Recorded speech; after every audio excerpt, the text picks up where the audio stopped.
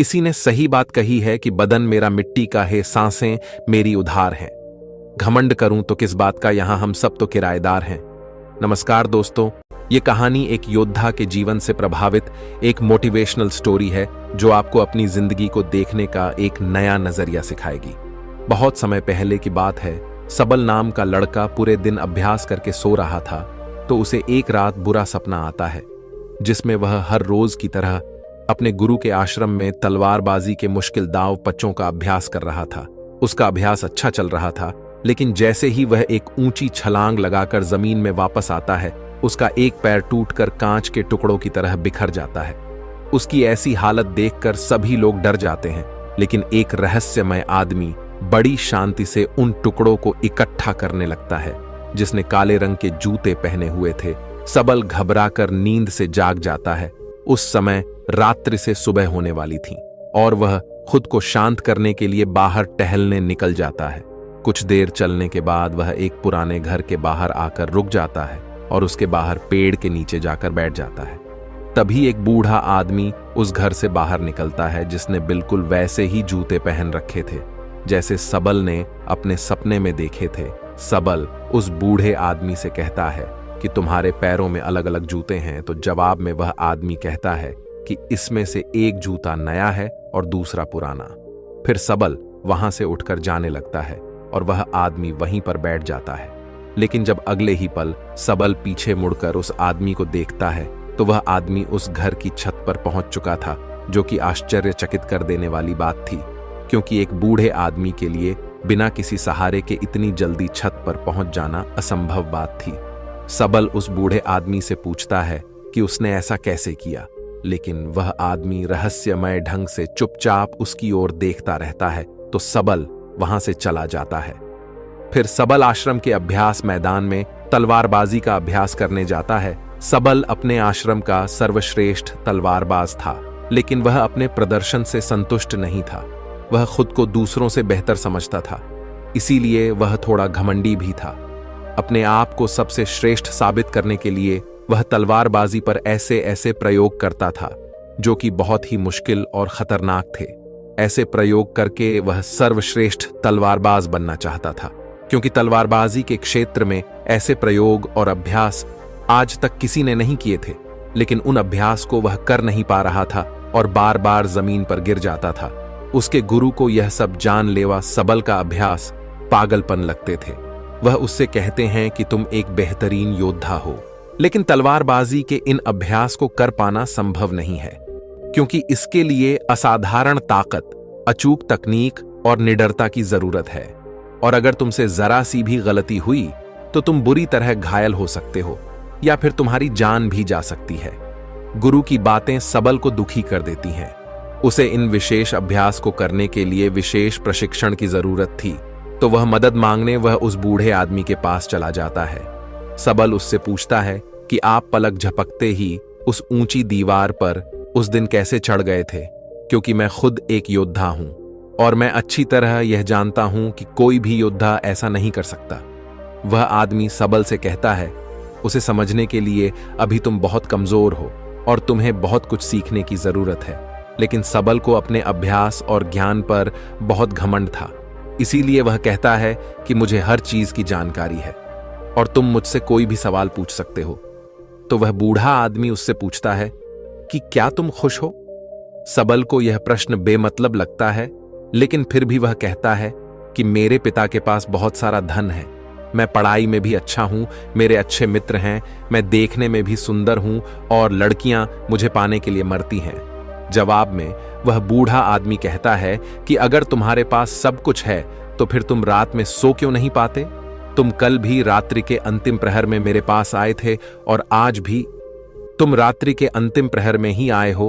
उस बूढ़े व्यक्ति की रहस्यमय बातें सुनकर सबल उसकी तुलना दुनिया के महान दार्शनिकों से करने लगता है और उसे दार्शनिक बाबा के नाम से ही बुलाने लगता है। उसके बाद वह आदमी पूछता है कि अगर तुम देश के सर्वश्रेष्ठ तलवारबाज की प्रतियोगिता का हिस्सा ना होते तो तुम क्या कर रहे होते? यह प्रश्न सबल को अंदर से हिलाकर रख देता है, क्योंकि उसने सर्वश्रेष्ठ तलवारबाज बनने के अलावा और कुछ भी नहीं सोचा था। पर उस बूढ़े आदमी ने यह सवाल पूछा, क्यों सबल को लगता है कि वह आदमी सनकी है, इसीलिए वह घबराकर वहां से चला जाता है और उसे भूलने का प्रयास करने लगता है। अपनी रोजमर्रा की जिंदगी की तरह वह दोस्तों के साथ मजे करता है, नशा करता है और लड़कियों को आकर्षित करके उनके साथ समय बिताता है। पर इसी दौरान अचानक सिर्फ एक पल के लिए वह दार्शनिक बाबा उसके सामने आ जाता है, जो एक इशारा था कि सबल अपनी हरकतें सुधारे। तो सबल दार्शनिक बाबा से मिलने उसके पास चला जाता है। उन दोनों में थोड़ी बातचीत के बाद ज्योति नाम की लड़की खाना लेकर आती है, जो कि उस बूढ़े व्यक्ति की मुंह बोली बेटी थी। फिर वो दोनों खाना खाने लगते हैं तो सबल अपने मुंह में खाना ठोसने लगता है और जल्दी जल्दी खाने लगता है। लेकिन दार्शनिक बाबा कहता है कि तुम्हें अपना खाना आराम से आनंद लेते हुए खाना चाहिए। वह कहता है कि तुम्हारे अंदर बहुत सी गलत आदतें हैं और अगर तुम मुझसे प्रशिक्षण लेना चाहते हो तो आज से ही तुम्हें मित्रों के साथ बेमतलब घूमना, नशा करना, मांस खाना, गलत काम बंद करना पड़ेगा। लेकिन सबल को अपने प्रशिक्षण और अभ्यास पर बहुत घमंड था, तो दार्शनिक बाबा उसे कुछ समय के लिए घुटने मोड़कर खड़े रहने के लिए कहता है, जो देखने में तो बहुत आसान लगता है, लेकिन थोड़ी ही देर में सबल का सब्र जवाब दे देता है और वह वहीं जमीन पर गिर पड़ता है। अपना घमंड टूटने और खुद को बेइज्जत महसूस करने के बाद सबल गुस्से में वहां से जाने लगता है। तो दार्शनिक बाबा उसे कहता है कि आत्म अनुभव हमें बहुत सी नई चीजें सिखाता है। हमारे अंदर हर सवाल का जवाब है, इसीलिए बाहर से सोचना बंद करो और अपने अंदर अपने आत्म अनुभव से उनके जवाब ढूंढो। फिर तुम्हें पता चलेगा कि तुम रात को इसलिए नहीं सो पाते क्योंकि तुम अंदर से खाली हो और तुम्हें अपने खालीपन से डर लगता है। वह यह भी कहता है कि एक योद्धा के लिए शरीर और दिमाग दोनों पर नियंत्रण होना बेहद जरूरी है और वह सबल को एक योद्धा की तरह प्रशिक्षित करने के लिए मान जाता है। अगले दिन सबल जब अपने आश्रम के अभ्यास मैदान में जाता है तो वहां उसे पता चलता है कि उसके मित्र के हाथ में अभ्यास के दौरान गहरी चोट आ गई है और अब उसका मित्र देश की सबसे बड़ी प्रतियोगिता में हिस्सा नहीं ले पाएगा। इस बात से सबल के मित्र को प्रशिक्षित करने वाला शिक्षक बहुत परेशान था, क्योंकि वह तीरंदाजी में सबसे श्रेष्ठ योद्धा था। रात को सबल फिर दार्शनिक बाबा से मिलने जाता है। उस समय दार्शनिक बाबा बैलगाड़ी के पहिए को सुधार रहे थे।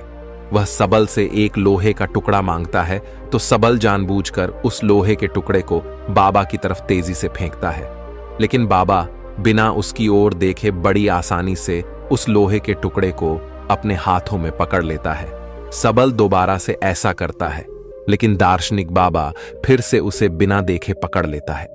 दार्शनिक उससे कहता है कि हमारे दिमाग में लाखों बेतुके विचार चलते रहते हैं, जो हमारे लक्ष्य को धुंधला बनाकर हमें भटका देते हैं। फिर वह सबल को थप्पड़ मारकर उसे उकता है और बदले में मुक्का मारने के लिए कहता है। पहले तो सबल शांत रहता है, लेकिन जब वह दार्शनिक बाबा पर हमला करता है तो दार्शनिक उसे पलक झपकते ही उसे नीचे गिरा देते हैं और उससे कहता है कि अपने लक्ष्य के अलावा जो कुछ भी तुम्हारे दिमाग में चल रहा है वह सब बेकार है। उस कचरे को अपने दिमाग से बाहर निकाल दो। और वह उसे अगली सुबह नदी के पुल के ऊपर मिलने बुलाता है।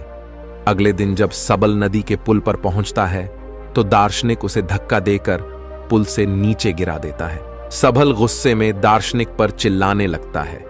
तब दार्शनिक कहता है, जिस पल तुम नीचे गिर रहे थे उस पल तुम्हारा दिमाग बिल्कुल खाली था, अब फिर से उसमें कचरा भर चुका है। सबल गुस्से में कहता है कि मेरे दिमाग में कोई कचरा नहीं भरा है।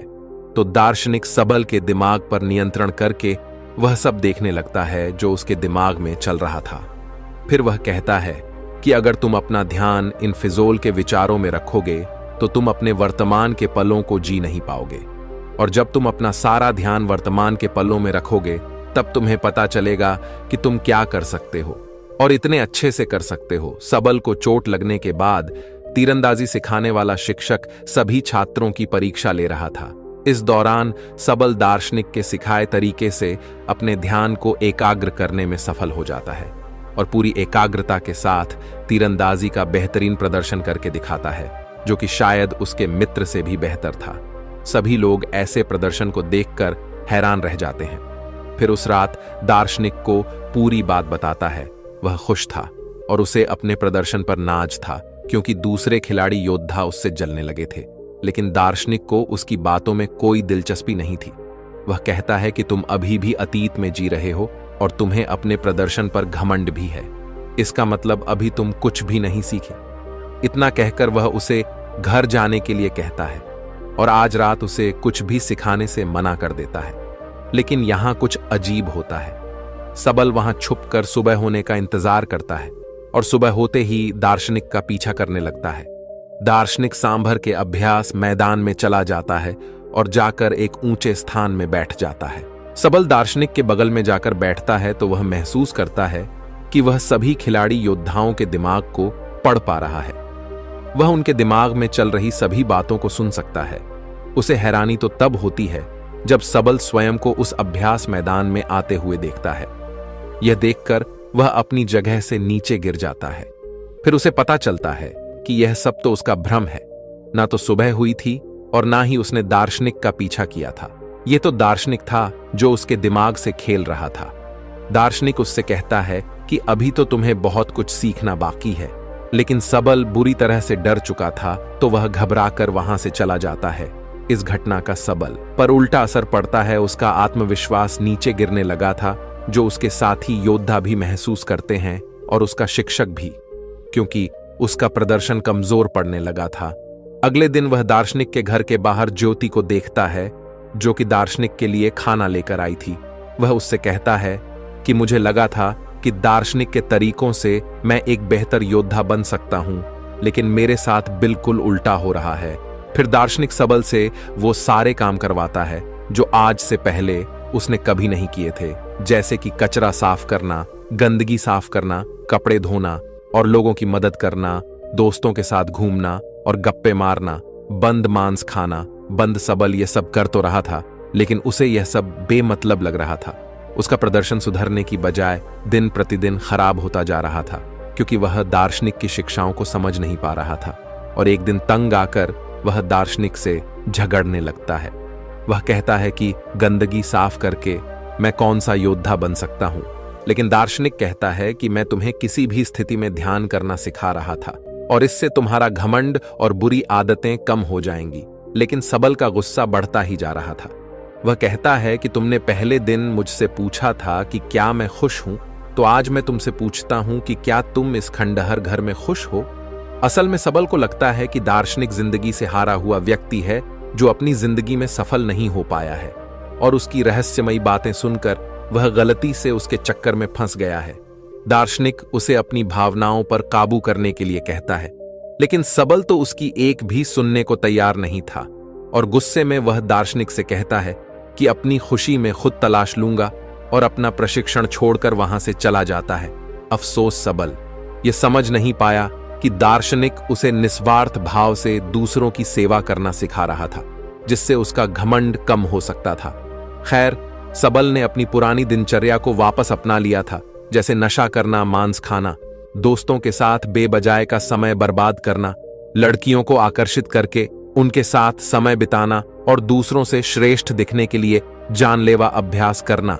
एक दिन ऐसे ही जब वह खतरनाक अभ्यास कर रहा था, तब ऊंचाई से गिरने पर उसका पैर बुरी तरह घायल हो जाता है। इलाज के दौरान उसे पता चलता है कि उसके बाहिने पैर की हड्डी सिर्फ टूटी नहीं है, बल्कि चकनाचूर हो गई है, जिसमें अलग अलग 15 दरारें पड़ चुकी हैं। चिकित्सक उससे कहते हैं कि अगर तुम अपना ठीक से ध्यान रखोगे तो अगले कुछ महीनों में तुम चलने लगोगे। सिर्फ चलने सबल को पता चल चुका था कि उसका सर्वश्रेष्ठ तलवारबाज बनना अब लगभग असंभव हो चुका है, क्योंकि उसे चलने के लिए भी बैसाखी का सहारा लेना पड़ता था और उसका प्रशिक्षण भी पूरी तरह से बंद हो चुका था।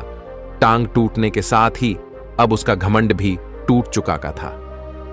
फिर एक दिन ज्योति उससे मिलती है। उसे सबल की चिंता हो रही थी, क्योंकि देश की सबसे बड़ी प्रतियोगिता में हिस्सा लेने का उसका सपना टूट चुका था। वह दोनों एक दूसरे को अच्छी तरह से समझते थे और वह एक दूसरे को पसंद भी करने लगे थे। साब अपने सपने को यूं ही टूटता हुआ नहीं देखना चाहता था, इसीलिए वह अपने शिक्षक से मिलता है और कहता है कि मैं अभी की छोटी छोटी प्रतियोगिताओं में तो हिस्सा नहीं ले पाऊंगा, लेकिन 10 महीने बाद योद्धाओं के चुनाव की जो अंतिम प्रतियोगिता होगी, मैं उसमें जरूर हिस्सा लूंगा, जिसके लिए उसने प्रतियोगिता कराने वाली समिति को अपना आग्रह पत्र भी भेज दिया है। लेकिन शिक्षक को उसकी हालत देखकर लगता है कि सबल अब कभी भी प्रतियोगिता में हिस्सा नहीं ले पाएगा, क्योंकि उसके पैर की हड्डियां टूटी हुई हैं और अब उसका प्रशिक्षण भी बंद हो चुका है। अपने सपने को टूटता हुआ देखकर सबल गुस्से से भर जाता है और घर जाकर तोड़फोड़ करने लगता है। यह दौर उसकी जिंदगी का सबसे मुश्किल दौर था। उसका सब कुछ बर्बाद हो चुका था। अब उसके जिंदा रहने का कोई मतलब नहीं था। इसीलिए अपनी जिंदगी खत्म करने के लिए वह एक ऊंची पहाड़ी पर चढ़ जाता है। इससे पहले कि वह नीचे कूद पाता, वहां कुछ अजीब होने लगता है। उसे एक इंसान नजर आता है, जो कोई और नहीं बल्कि उसी की बुरी परछाई थी। वह परछाई उसके घमंड, उसके गुस्से, उसके डर, उसके संदेह और उसके अंदर चल रही उथल पुथल को दर्शाती है। वह कोई और नहीं बल्कि उसी के अंदर का शैतान था, जो सबल को नीचे कूदने के लिए उकसा रहा था। यहां सबल समझ जाता है कि अगर वह अपने अंदर की सभी बुराइयों को खत्म कर देगा तो उसके अंदर शांति आ जाएगी। तभी वह शैतान नीचे गिरकर हमेशा के लिए खत्म हो जाता है। लेकिन यह सब तो बस उसका एक सपना था। वह शैतान तो अभी भी उसके अंदर ही था। उसने सपने के जरिए अपनी जिंदगी की सच्चाई को देखा था, तो मदद मांगने वो उस दार्शनिक के पास चला जाता है। सबल दार्शनिक के पास जाकर रोने लगता है। दार्शनिक उससे कहता है कि हर चीज का एक मकसद होता है। अब तुम्हें अपने सवालों के जवाब अपने अंदर से ही ढूंढने पड़ेंगे, और जब तक तुम्हें अपने अंदर से कोई खास जवाब नहीं मिलता, तब तक तुम उस पेड़ के नीचे बैठे रहो। सबल पेड़ के नीचे बैठकर सोचने लगता है। उसके पास समय तो बहुत था, लेकिन वह क्या सोचे उसे यह पता नहीं था। वह बार बार अपने नए जवाब के साथ दार्शनिक से मिलता, लेकिन हर बार दार्शनिक उसके जवाब से संतुष्ट नहीं होता था और उसे वापस भेज देता था। फिर सारी रात सोचने के बाद जब सुबह वह एक नई शादीशुदा जोड़े को देखता है, तो उसे अपना जवाब मिल जाता है। फिर सबल दार्शनिक के पास जाता है और कहता है कि हमारी जिंदगी का एक एक पल बहुत खास है, हमें अपनी जिंदगी की कद्र करनी चाहिए। उसका यह जवाब सुनकर दार्शनिक खुश हो जाता है। सबल को अपनी जिंदगी की कीमत पता चल चुकी थी। अब ऊंचाई से कूदने के विचार उसके दिमाग में नहीं आएंगे। दार्शनिक के साथ रहते हुए वह बहुत सी नई बातें सीखता है। दार्शनिक उसके अंदर फिर से जीने की आशा भरता है और अपनी जिंदगी फिर से शुरू करने के लिए उसे तैयार करता है। फिर एक दिन सबल अपने मित्रों से मिलता है और अतीत में अपने बुरे व्यवहार के लिए उनसे माफी मांगता है। उसके मित्र सबल का यह रूप देखकर हैरान रह जाते हैं। दार्शनिक के विचारों ने सबल को पूरी तरह से बदल दिया था, और एक दिन सबल दार्शनिक से कहता है कि वह उसी की तरह लोगों के निस्वार्थ भाव से सेवा करने के लिए तैयार है। लेकिन दार्शनिक उसे उसकी तलवारबाजी का प्रशिक्षण फिर से शुरू करने के लिए कहता है, पर सबल उससे सहमत नहीं होता। वह कहता है कि मेरे पैर की हड्डी टूटी हुई है, मैं यह नहीं कर सकता। दार्शनिक कहता है कि एक योद्धा कभी भी अपनी जीत या श्रेष्ठता की चिंता नहीं करता। उसे जो काम सबसे प्यारा है वह उसे करता रहेगा, चाहे उसमें उसकी जान ही क्यों ना चली जाए। फिर दार्शनिक उसे अभ्यास के लिए एक छोटे से मैदान में ले जाता है, जिसे उसने तब तैयार किया था जब सबल घायल होकर बिस्तर में पड़ा था। अपने पैर में 15 चोटें होने के बाद भी सबल पूरी मेहनत और लगन से अभ्यास करता है और खुद को आने वाली प्रतियोगिता के लिए तैयार करता है। और एक दिन जब वह अभ्यास के लिए अपने पुराने आश्रम में जाता है, तो उसे देखकर उसके साथी योद्धा और शिक्षक हैरान रह जाते हैं। लेकिन सबल की परेशानी तो तब बढ़ती है जब उसका शिक्षक उसे एक चिट्ठी देता है। प्रतियोगिता आयोजित कराने वाली समिति ने सबल की प्रतियोगिताओं में हिस्सा लेने के लिए मना कर दिया था। समिति ने सबल के चिकित्सकों से बात की। उन्होंने सबल के शिक्षक से भी पूछा, लेकिन शिक्षक ने सबल को अपने घमंड में आकर जानलेवा अभ्यास करते हुए देखा था। उसे लगता था कि सबल इस प्रतियोगिता के लिए पागलपन की किसी भी हद तक जा सकता है, जो एक दिन खुद को ही मार डालेगा। इसीलिए उसने साब की हिस्सेदारी का समर्थन नहीं किया। अपने मंजिल के इतने करीब आकर एक बार फिर से उसका सपना टूट जाता है। दार्शनिक उससे कहता है कि कोई भी असहमति पत्र तुम्हें रोक नहीं सकता, तुम वह करते रहो जो तुम्हें अच्छा लगता है। लेकिन सबल कहता है कि मेरा लक्ष्य सिर्फ अभ्यास करना नहीं, बल्कि देश की सबसे बड़ी प्रतियोगिता में स्वर्ण पदक जीतना है। दार्शनिक कहता है कि स्वर्ण पदक जीतना सिर्फ एक लालच है। अगर वह मिल भी जाए तो क्या, जब तक तुम अंदर से खुश नहीं हो, कोई भी बाहरी चीज तुम्हें खुशी नहीं दे सकती। दार्शनिक उसे अपनी भावनाओं पर काबू करने के लिए कहता है, लेकिन सबल बहुत परेशान था। वह गुस्से में आकर दार्शनिक से कहता है कि मैं अपना सब कुछ छोड़ने के लिए तैयार था, लेकिन तुमने मुझे फिर से प्रशिक्षण के लिए कहा। वह काफी हताश हो चुका था, उसे कुछ समझ नहीं आ रहा था, तो अपने अंदर से जवाब ढूंढने के लिए वह उस पेड़ के नीचे बैठ जाता है। दार्शनिक उसकी तरफ को देखता है तो उसे कल सुबह अपने साथ एक पहाड़ के ऊपर चलने के लिए कहता है, जहां कोई खास चीज है। फिर अगली सुबह सबल बुरी तरह थका देने वाला लंबा सफर तय करता है। दार्शनिक उसके आगे की तरफ था और पीछे पीछे सबल। जब वह पहाड़ी की चोटी पर पहुंचते हैं तो सबल दार्शनिक से पूछता है कि बताओ, आप मुझे क्या दिखाना चाहते थे? ये पहाड़, ये नजारा या फिर कुछ और? तो दार्शनिक उसके पैर के पास पड़े एक पत्थर की ओर इशारा करता है और कहता है कि मैं तुम्हें यह पत्थर दिखाने के लिए यहां लाया हूं। इतना सुनने के बाद सबल निराश हो जाता है। वह कहता है कि आधे दिन का इतना लंबा सफर तय करके हम यहां इस मामूली पत्थर को देखने आए हैं।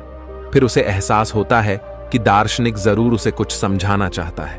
थोड़ी देर सोचने के बाद वह समझ जाता है कि जब तक उसे मंजिल के बारे में पता नहीं था, तब तक वह अपने सफर का आनंद ले रहा था और वह खुश था। लेकिन जैसे ही वह मंजिल तक पहुंच गया, उसकी खुशी खत्म हो गई, क्योंकि जो खुशी सफर में है वह मंजिल को पाने में नहीं।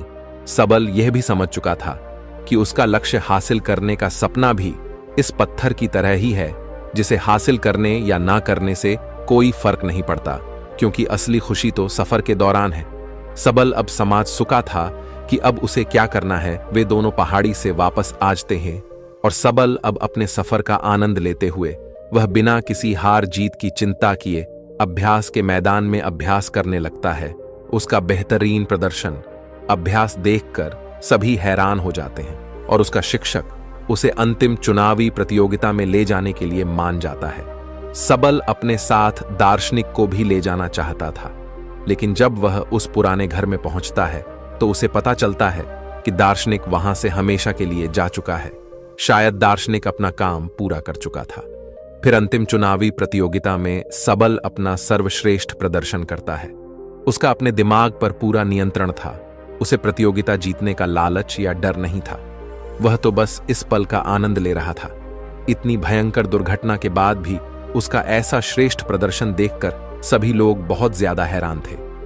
इसके बाद सबल ने अंतिम प्रतियोगिता में देश के सबसे बड़े योद्धा का खिताब जीता और उसके बाद उसने ज्योति के साथ शादी भी कर ली।